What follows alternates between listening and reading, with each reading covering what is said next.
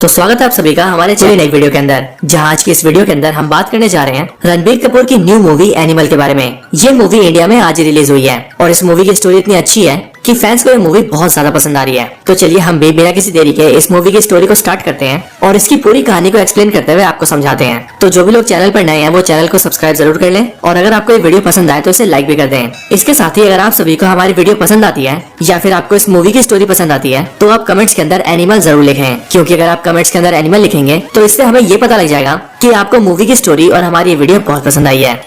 तो इस मूवी की स्टार्टिंग के अंदर हमें रणबीर कपूर और उसकी फैमिली दिखती है, जहाँ पर हमें ये पता लगता है कि मूवी के अंदर रणबीर कपूर का नाम रणविजय सिंह है और इसके फादर जो कि अनिल कपूर है उनका नाम बलबीर सिंह है। और अनिल कपूर यानी कि बलबीर सिंह इंडिया के सबसे अमीर आदमी हैं, जिनकी स्वास्तिक नाम की एक बहुत बड़ी कंपनी है। यहाँ पर हम ये देखते हैं कि रणबीर कपूर अपनी फैमिली से बहुत प्यार करता है और स्पेशली वो अपने डैड से तो बहुत ही ज्यादा प्यार करता है, मतलब कि वो अपने डैड के लिए कुछ भी कर सकता है। लेकिन रणबीर कपूर जिसका नाम रणविजय है उसके फादर बलबीर सिंह उससे कुछ खास प्यार नहीं करते हैं और वो मोस्टली अपने काम के अंदर ही बिजी रहते हैं, जिस वजह से वो रणविजय को ज्यादा टाइम नहीं दे पाते। लेकिन तब भी रणविजय को ऐसा लगता है कि उसके डैड इस पूरी दुनिया के सबसे बेस्ट डैड हैं। आगे मूवी की स्टोरी में हम ये देखते हैं कि रणविजय के घर के अंदर एक फैमिली फंक्शन होता है, जिसके अंदर उसकी बहन और उसके जीजा भी शामिल होते हैं। लेकिन अपनी बहन की वजह से रणविजय का अपने जीजा से थोड़ी सी बहस हो जाती है और यहीं पर हमें पता लगता है कि रणविजय अपनी बहन से भी कितना प्यार करता है। इसके बाद ही हमें रणविजय और उसकी बहन की बैक स्टोरी दिखती है, जो कि काफी साल पहले की होती है, जहाँ पर रणविजय स्कूल में पढ़ रहा होता है और उसकी बहन कॉलेज में होती है। यहाँ पर रणविजय की बहन को कुछ लड़के छेड़ते हैं और कॉलेज के अंदर उसकी रैगिंग करते हैं और फिर जैसे इस बारे में रणविजय को पता लगता है वैसे उसी दिन वो अपनी बहन के साथ उसके कॉलेज आता है और गन निकालकर उन सारे लड़कों को बहुत धमकाता है। लेकिन जब वो अपनी बहन के साथ कार से वापस आ रहा होता है तभी कुछ और लड़के उसकी बहन को छेड़ना शुरू कर देते हैं और बाइक से उसकी कार का पीछा करते हैं। ये देखकर उसकी बहन काफी डर जाती है,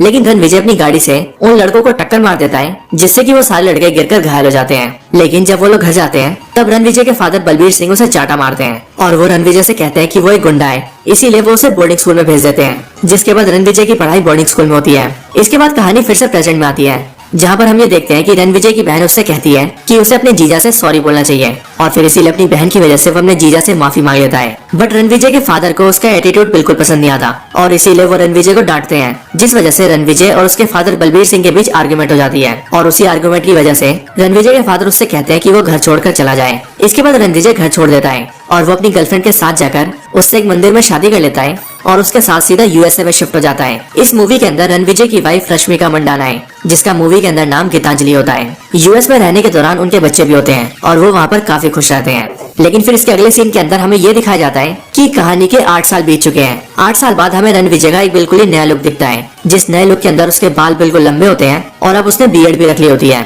और वो हमें दिखता है सीधा इंडिया के अंदर, जहाँ वो अपने कई सारे आदमियों को अपने साथ लेकर सीधा एक ऑफिस की बिल्डिंग में जाता है और वहाँ घुसकर अपने जीजा को जान से मार देता है। और फिर यहीं पर मूवी के अंदर एक बड़ा सवाल ये आ जाता है कि आखिरकार रणविजय ने अपने जीजा को क्यों मारा। इसके बाद इस चीज को एक्सप्लेन करने के लिए कहानी कुछ महीने पास्ट में जाती है, जहाँ हम ये देखते हैं कि रणविजय को ये खबर मिलती है कि उसके डैड को गोली मार दी गई है। ये खबर सुनने के बाद रणविजय अपनी फैमिली के साथ इंडिया आता है और अपने डैड से मिलने के लिए जाता है, जो कि इस टाइम पर हॉस्पिटल में भर्ती होते हैं। लेकिन वहीं पर उसका जीजा उसे रोक देता है और वो रणविजय को उसके डैड से मिलने नहीं देता। यहीं पर ही वो रणविजय से काफी बदतमीजी भी करता है और इसीलिए रणविजय को अपने जीजा के ऊपर शक होता है और वो ये सोचने लगता है कि उसका जीजा एक अच्छा आदमी नहीं है, इसीलिए हो ना हो उसके जीजा से उसके डैड को नुकसान हो सकता है। बट कुछ टाइम बाद ही वो अपने डैड से मिल लेता है और फिर लेटर ऑन वो अपनी पूरी फैमिली की जिम्मेदारी संभालता है। वो अपनी डैड की कंपनी के लोगों को भी काफी हौसला देता है और वो अपनी फैमिली को भी पूरी तरह से मैनेज करता है। इसके बाद ही वो अपने गाँव से अपने सारे कजन्स को बुला लेता है और वो उन सबसे कहता है कि वो सारे उसके भाई हैं, इसीलिए वो उन सब पर भरोसा करता है और अब से वो ये चाहता है कि वो सब एक साथ मिलकर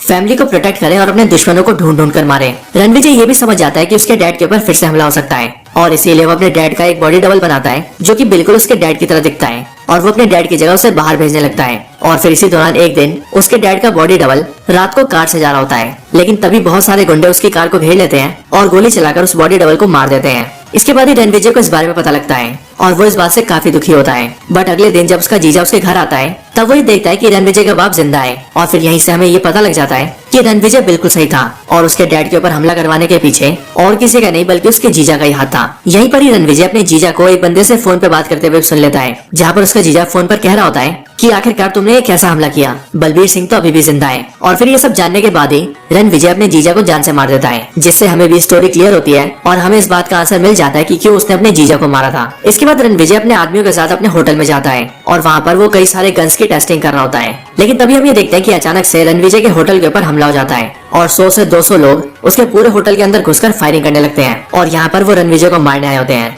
लेकिन रणविजय और उसके सारे आदमी मिलकर उन सबसे फाइट करते हैं और फिर उसके बाद ही हमें ये वाला आइकॉनिक सीन दिखता है, जिस सीन के अंदर बहुत ही कमाल की फाइट होती है। इस फाइट सीन के बाद रणविजय और उसके आदमी सारे दुश्मनों को मार देते हैं और जो बंदा इन सबका हेड होता है रणविजय उसे भी मार देता है। बट यहीं पर उसे ये पता लगता है कि उस आदमी का एक भाई भी है और वो ये सब अकेला नहीं बल्कि भाई के साथ मिलकर ही कर रहा है। लेकिन इस फाइट की वजह से रणविजय को कई सारी गोलियां लगी होती है, जिस वजह से उसके हार्ट में कई सारी कॉम्प्लिकेशंस आ जाती हैं और इसीलिए उसके दिल को निकालकर किसी और के दिल को फिट करना पड़ता है। हालांकि डॉक्टर्स रणविजय की जान बचा लेते हैं, लेकिन जब वो पूरी तरह से ठीक हो जाता है तब रणविजय के पास एक लड़की मिलने आती है, जो कि रणविजय से कहती है कि उसे जिसने दिल डोनेट किया है वो दिल देने वाला और कोई नहीं बल्कि उसका फियांसे था और इसीलिए वो जब भी रणविजय को देखती है तब उसे उसके फियांसे की याद आती है। इसके बाद वो और रणविजय काफी बातें करते हैं और हम ये देखते हैं कि वो दोनों एक दूसरे को पसंद करने लगे हैं, जिसके बाद रणविजय भी उसके साथ रहने लगता है। वो दोनों एक साथ 1 से 2 महीने रहते हैं, बट उसके बाद ही हम ये देखते हैं कि उस लड़की को रणविजय से प्यार हो जाता है और इसीलिए वो रणविजय के पास ये कन्फेस करती है कि उसने जो भी कुछ बोला था वो सब झूठ था, यानी कि जिसने रणविजय को दिल डोनेट किया है वो उसे जानती तक नहीं है, बल्कि वो तो यहाँ पर एक मिशन के दौरान आई है। इसके आगे वो रणविजय को बताती है कि तुमने जिसके भाई को मारा था मुझे यहाँ पर उसी ने भेजा है।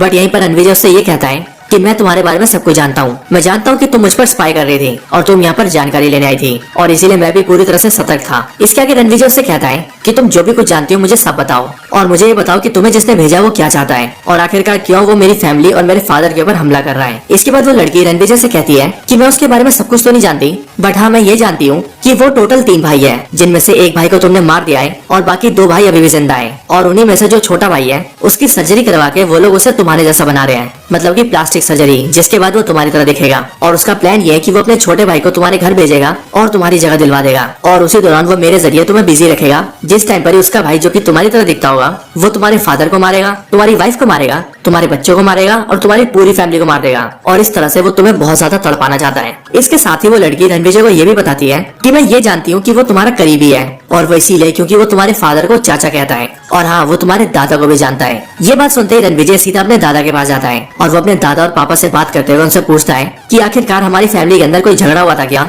जो सुनकर उसका दादा उसे ये बताता है कि असल में उसके दादा 3 भाई थे, जिनमें से उसके बड़े भाई गाँव में रहते थे और वो अपने छोटे भाई के साथ शहर में आया था और इस कंपनी को स्टार्ट किया था। लेकिन उनका छोटा भाई धोखेबाज था और उसने उन्हें कई बार धोखा दिया था और इसीलिए उन्होंने उसे कंपनी से निकाल दिया था, जिसके बाद उनके छोटे भाई ने देश छोड़ दिया था और रिलीजन चेंज करके उसने 2-3 शादियां कर ली थी, जिसके बाद उसके कई बच्चे भी हुए थे। बट लेटर ऑन वो डिप्रेशन में आ गया था और उसने खुद को जलाकर सुसाइड कर लिया था। मेरे भाई के मरने के बाद उसका बेटा हमारे पास आया था और वो कंपनी से अपना हिस्सा मांग रहा था, लेकिन हमने उसे भगा दिया और उससे ये बोला कि इस कंपनी को हम लोगों ने खड़ा किया है, तुम्हारा बाप 1 नंबर का धोखेबाज है और इसीलिए तुम लोगों का इस पर कोई हिस्सा नहीं है और इसीलिए तब से उनके बच्चे और उनके बच्चे हमें बर्बाद करना चाहते हैं और हमें मारकर बदला लेना चाहते हैं। इन सारी बातों को समझने और जानने के बाद रणविजय फैसला करता है कि वो अपने दुश्मन को खत्म कर देगा और इसीलिए वो अपनी टीम लेकर उसके बारे में इंक्वायरी करता है, जिस पर उसे पता लगता है कि वो स्कॉटलैंड में रहता है और इसीलिए रणविजय अपनी पूरी टीम के साथ स्कॉटलैंड जाता है और उसके घर पर अटैक कर देता है। अटैक के अंदर वो उसके सारे आदमियों को मार देता है, लेकिन यहीं पर ही हमें ये पता लगता है कि असल में जो रणविजय का दुश्मन है वो और कोई नहीं बल्कि बॉबी देओल है। यहीं पर बॉबी देओल बचकर घर से निकल जाता है और वो सीधा एयरपोर्ट चला जाता है ताकि वो देश छोड़कर भाग सके और रणविजय से बच सके।